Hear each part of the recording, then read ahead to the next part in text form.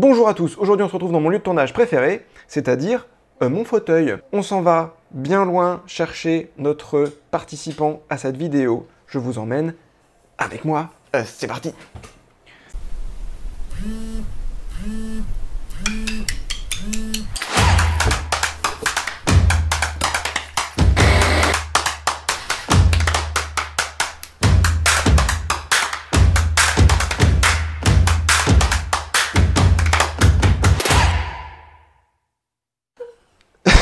Se fout de ma gueule. Nous voici aujourd'hui avec Salomé. Coucou. Salomé des Petits Chauves, avec qui on va fabriquer des anneaux de dentition. De ce type. Du type dentition. Du type d'Aragon. Et c'est moi qui vais devoir en faire un. Découverte. Donc, on commence par quoi? La première chose, ça va être de prendre nos matériaux. C'est un objet qu'on fabrique avec des chutes. Donc on a des chutes ici de tissu bambou. Et on a des chutes ici De tissu pas bambou. de coton, donc de drap recyclé. Donc tu choisis les couleurs qui te plaisent. Alors on va prendre ce saumon, un peu motif type saumon. Et ben on va mettre avec du blanc. Voilà, Ok. du blanc et du saumon. Tu montres l'envers, vaut type. mieux montrer l'endroit. Et oui, voilà, on voit bien que je suis professionnel du métier. Interview. Alors première question. Depuis combien de temps tu fais de la couture? En vrai, j'en fais depuis très longtemps et je me suis mis un peu plus sérieusement à la couture et à apprendre à utiliser les machines, etc. Il y a 12 ans, peut-être 12 ans. J'ai commencé la couture avec, grâce au cosplay, qui est une pratique qui est hyper multiple. Du coup, il y a de la couture, de la sculpture, enfin il y a plein de choses. Mais moi, j'aime me déguiser depuis que je suis gamine. Où est mon super costume? Alors, donc ça fait environ 12-13 ans que tu fais ça. Ouais, Depuis peu, c'est ton métier. oui. Depuis combien de temps? Je dirais que concrètement, j'ai lancé le projet il y a 6 mois peut-être.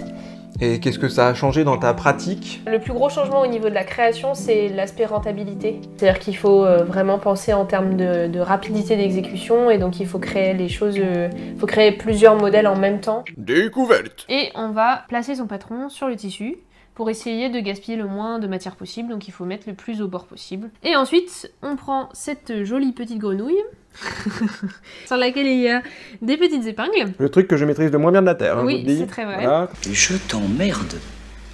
censé. Et donc il va falloir venir planter les 3 matières en même temps, donc le papier et les 2 tissus. J'en ai... Ouais, dans 8 heures on y est encore. Et vive le timelapse!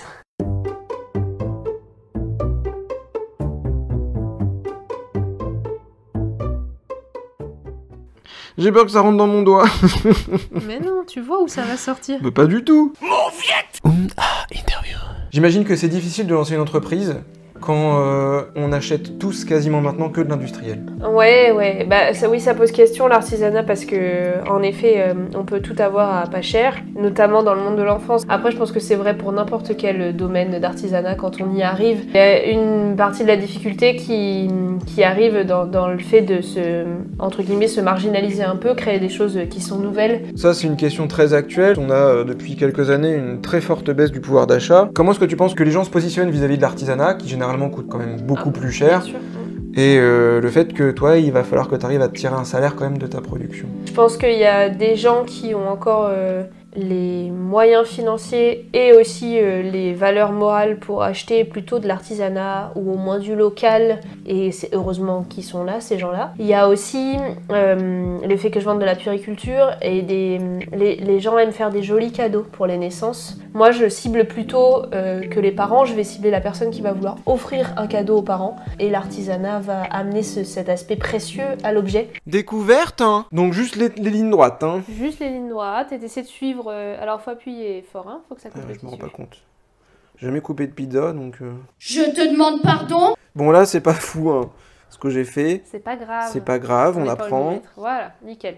Là donc l'idée ça va être de prendre le ciseau et de venir suivre la forme courbe tout le long. Alors, excusez-moi, ça, c'est pas une paire de ciseaux, hein. Ça, c'est une arme. On est Alors d'accord? attends.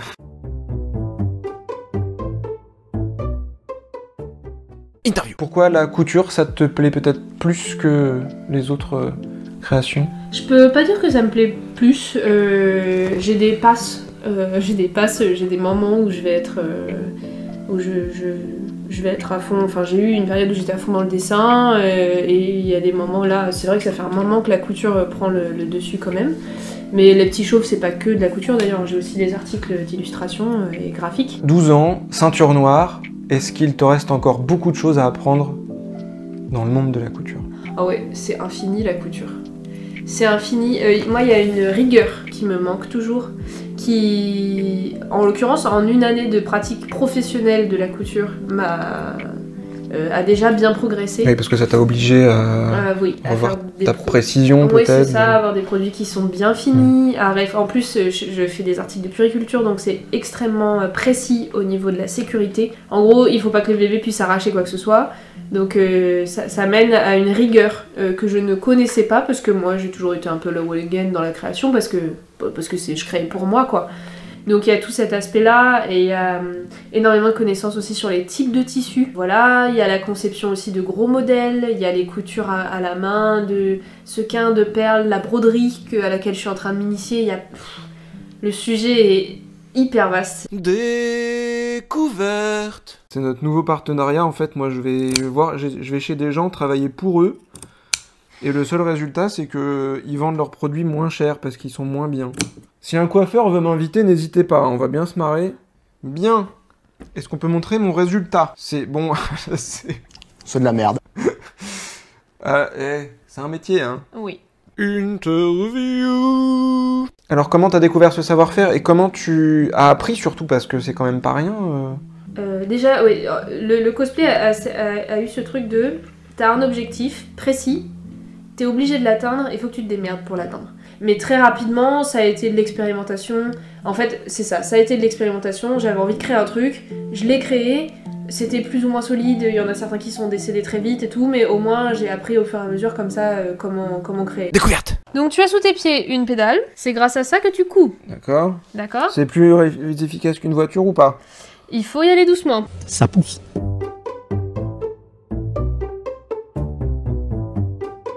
Ça fait le même mouvement qu'avec tes pieds, mais plus doucement, c'est tout. Ah bah faut que je fasse que ça, moi. Voilà, stop, tu restes planté. Ok.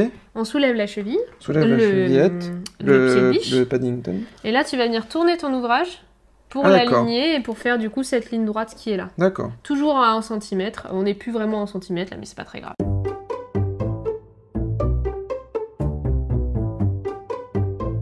Ça va pas du tout, ça. Qui a fait ça, là?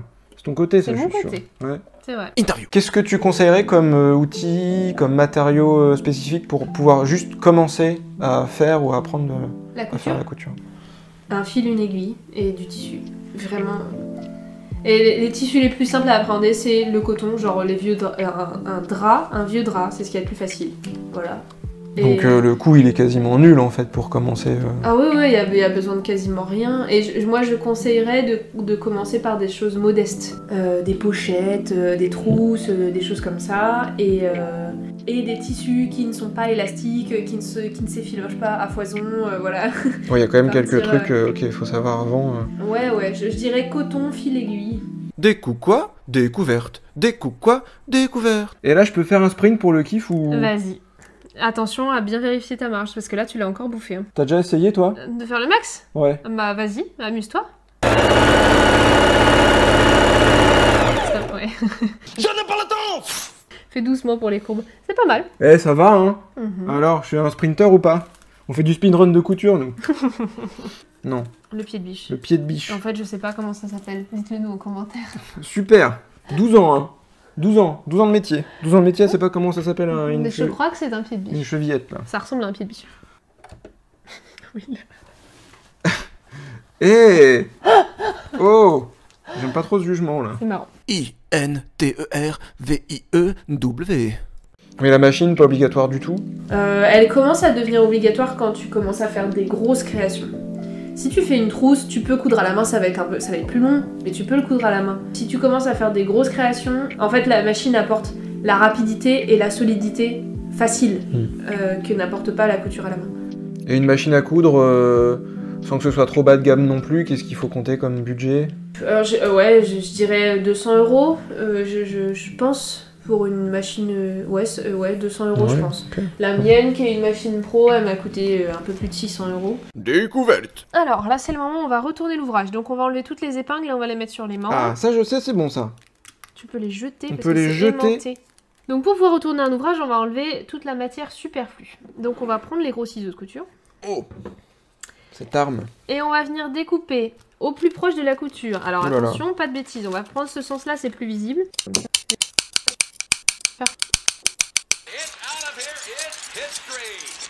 Donc là, on va retourner l'ouvrage. Mais- Continue.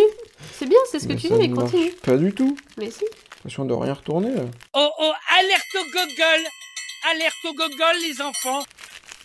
Mais va chercher plus loin. Voilà, voilà. Ah mais d'accord. Voilà. Ok. Ah mais oui, très bien. Hop là, allez. Voilà, c'est pas mal. Ouais. Ah. Donc ça va ressembler à un espèce de tube. C'est mieux déjà. normal.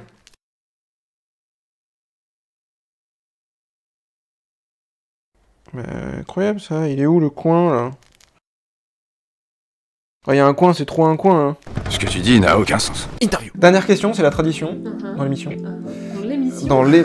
Oui, Waouh. c'est une émission, Tout à fait. car nous sommes des professionnels. Ah, ah. Est-ce que tu peux m'apprendre quelque chose que personne ne sait?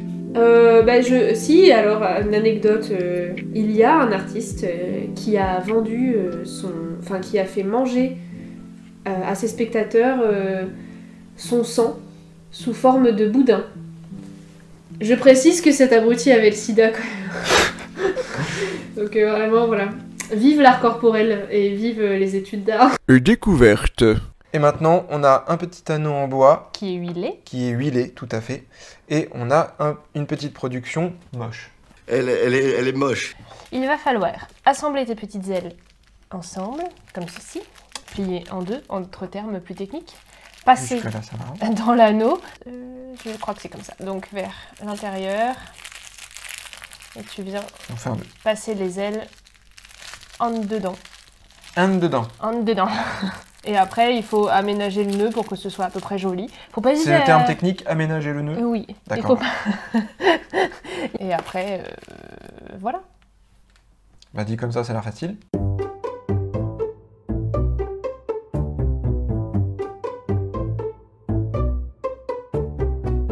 À la suite d'un travail tout à fait mémorable, un anneau de dentition du type dragon, Ouais.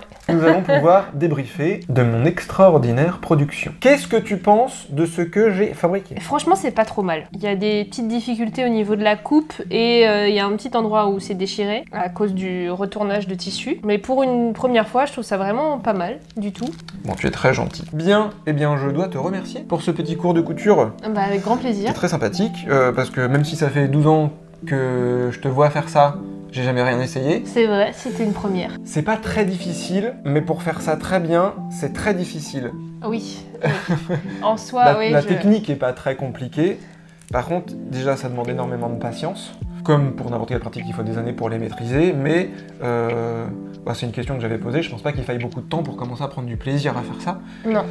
Il y a vite puisque- des résultats, mais c'est des résultats qui sont humbles au début. Mais Voilà. encore une fois, comme dans n'importe quelle activité au final. Mais je dis que c'est pas trop dur, alors que franchement, c'est pas réussi. Enfin, je veux dire, techniquement, c'est pas réussi puisque c'est invendable.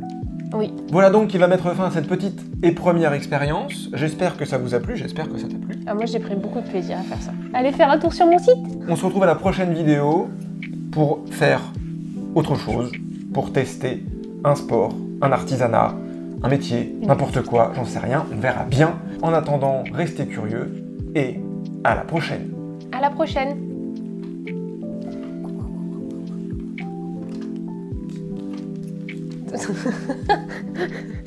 C'est vraiment obligatoire ça? Ah, c'est encore flou.